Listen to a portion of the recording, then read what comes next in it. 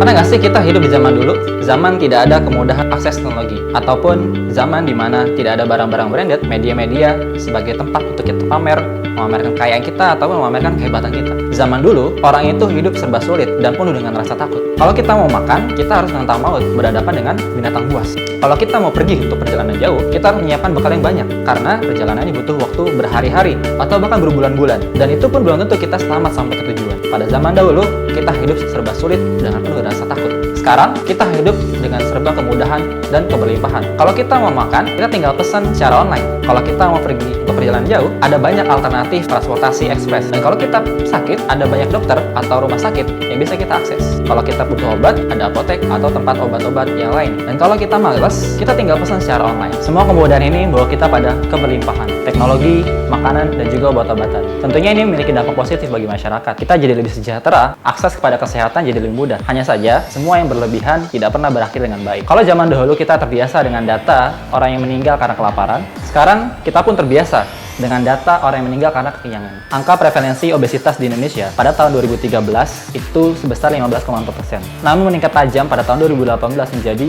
21,8%. Sedangkan akses yang mudah terhadap obat-obatan membuat kita menjadi salah satu negara dengan konsumsi narkoba terbanyak. Angka pengguna narkoba di Indonesia itu sebesar 4 juta penduduk. Itu sama dengan jumlah penduduk Singapura. Kalau kita bandingkan, zaman dahulu itu kita sulit untuk mengakses obat-obatan, makanan, dan juga pada teknologi. Sekarang kita jauh lebih mudah.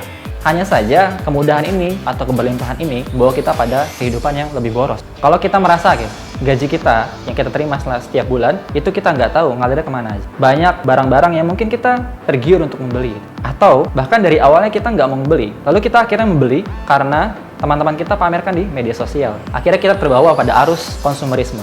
Kalau kita berkaca dari Harbolnas pada tahun 2019 aja, jumlah transaksi hanya dalam waktu 2 hari, menurut data dari Nielsen Indonesia, orang Indonesia mengeluarkan 9,1 triliun rupiah pada tahun 2019, naik 2,3 triliun dari tahun 2018. Semua karena kita belum punya kemampuan untuk mengontrol pola konsumsi kita, sedangkan kita sudah punya kemampuan untuk membeli apa yang kita mau. Tapi di sisi lain, menurut hasil riset, 69% generasi milenial Indonesia itu belum memiliki strategi investasi. Sadar nggak sadar, kita hanya membahayakan diri kita sendiri dengan pola konsumsi seperti ini. Pertama, kita pasti bakal tua, menikah, dan punya anak. Karir kita pun nggak selamanya bagus, pasti ada naik turunnya. Di saat beban kita bertambah, kita malah nggak punya strategi untuk mengantisipasi apa yang terjadi di masa depan nanti. Kedua, kalau pola konsumsi kita masih hanya mengikuti tren tanpa menganalisis apa yang menjadi kebutuhan kita dan apa yang hanya kita inginkan, kita akan menjadi sulit untuk bahagia. Karena keinginan kita itu pasti tidak akan habisnya. Bisnis terus berkembang, produk-produk baru yang memancing keinginan kita itu pasti terus ada. Akhirnya, standar kebahagiaan kita menjadi tinggi. Semakin tinggi pemasukan kita, maka semakin tinggi juga standar kehidupan kita. Akhirnya, standar kebahagiaan kita itu menjadi tinggi atau menjadi mahal. Sekalinya itu hilang, maka kita menjadi stres. Jadi sulit untuk bahagia. Ketiga, kalau pola konsumsi kita di saat muda ini masih sembarangan dan masih mengonsumsi makanan-makanan yang tidak memperhatikan kesehatan kita, bagaimana nanti kita di masa tua nanti? Kita akan menjadi mudah menjadi generasi yang lemah ketika di masa tua nanti. Ketiga potensi bahaya tadi, ketidaksiapan kita dalam menghadapi masa depan, sulitnya mencari kebahagiaan, dan hidup di masa tua dengan penuh penyakit bisa saja kita alami jika kita tidak bisa mengontrol pola konsumsi kita, tidak menganalisis apa yang menjadi kebutuhan dan keinginan kita. Terus gimana dong solusinya? Gimana cara kita mengendalikan hawa nafsu dari keinginan untuk membeli barang-barang yang kita mampu beli? Beberapa orang mencoba untuk hidup minimalis. Mungkin kita udah familiar dengan gaya hidup minimalis, cuman kita nggak yakin apa sih hidup minimalis itu. Apakah dengan cara hidup di satu kamar kecil dengan barang-barang yang sepi dan baju yang seadanya? Apakah seperti itu?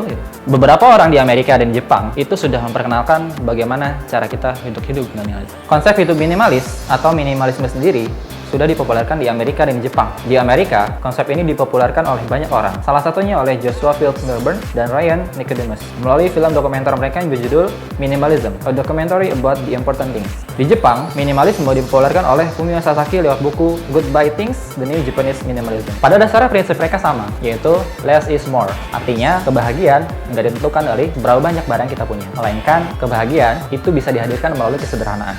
Para kaum milenial yang hidup dengan minimalisme, mereka sadar bahwasanya hidup dengan mengikuti tren tidak akan membawa kebahagiaan pada mereka. Karena barang-barang itu tidak akan habis untuk diproduksi. Akhirnya mereka capek sendiri untuk mengikutinya dan sulit untuk mendapatkan kebahagiaan. Terus gimana cara memulainya? Apakah kita harus seperti Fumio Sasaki yang hidup dengan 3 kemeja, 4 celana, dan 4 kaos kaki? Jawabannya tergantung sesuai dengan kebutuhan kita. Fumio Sasaki itu hidup sendirian, hidup dengan kesederhanaan pun nggak masalah. Kalau kita berkeluarga, mungkin tidak bisa seperti itu, tergantung apa yang kita butuhkan. Langkah pertama yang perlu kita lakukan adalah menggeser sumber kebahagiaan kita dari terhadap barang yang baru atau branded atau yang sedang kita lihat itu bagus dipakai oleh teman kita, menjadi apa yang dekat pada kita, apa yang sudah kita miliki saat ini. Kalau me time kita masih berupa membeli barang-barang yang mahal atau makan di tempat-tempat yang mahal, kita harus geser nih me time kita pada hal yang sederhana, kumpul bareng keluarga atau maksimalkan apa barang-barang kita punya saat ini. Kalau kita sudah punya keluarga, suami atau istri, maka quality time atau family time dengan keluarga itu menjadi yang paling utama harusnya. Langkah kedua, kita mulai seleksi nih barang-barang yang kita punya sekarang. Bisa dengan konsep game minimalis. Jadi dalam waktu 30 hari kita seleksi nih satu persatu barang-barang yang kita punya yang sekiranya itu sudah lama tidak kita pakai. Tinggal kita jual, kita buang, atau kita kasih ke saudara kita. Kalau kita bingung nih menentukan barang yang mana sebenarnya yang bisa kita singkirkan untuk menerapkan hidup minimalis, kita bisa mulai menerapkan konsep 90/90. Gimana caranya? 90/90 itu adalah apakah barang tersebut sering kita pakai dalam waktu 90 hari terakhir, atau apakah barang tersebut akan kita pakai dalam waktu 90 hari ke depan. Kalau misalkan barangnya musiman, apakah tahun lalu kita masih memakainya? Misal, jas hujan. Apakah pada saat musim hujan, jas hujan kita masih kita pakai? Kalau tidak, berarti kita singkirkan. Langkah ketiga, jangan pernah menyimpan barang duplikat. Maksudnya apa? Kalau kita misal punya jaket yang sama dengan warna yang sama, maka kita harus pilih salah satu. Jaket dengan fungsi yang sama, apalagi dengan warna yang sama, itu adalah suatu bentuk kemubaziran. Kecuali kalau kita punya jaket dengan fungsi yang berbeda atau warna yang berbeda. Kita nggak harus menyingkirkan semua jaket kita